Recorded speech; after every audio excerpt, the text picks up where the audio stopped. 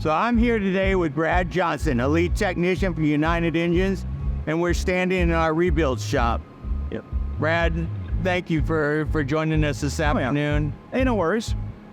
What do we got going on in here?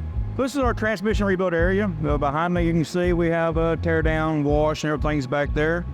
Our units are staged here to this side of us. We come through, we take the units apart. The inspection process happens back in the back. We qualify all the parts that we use back into our units, and then whatever's bad, we turn parts quotes in and get with our customers to rebuild the units.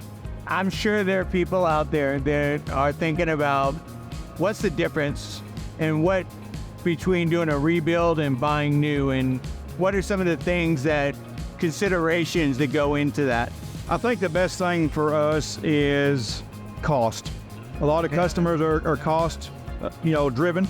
So being a rebuild versus new, obviously it's a cheaper cost for them, and we have a pretty good warranty on unit as well. So they're basically getting the same type of job they would get new, only it's used. That makes total sense.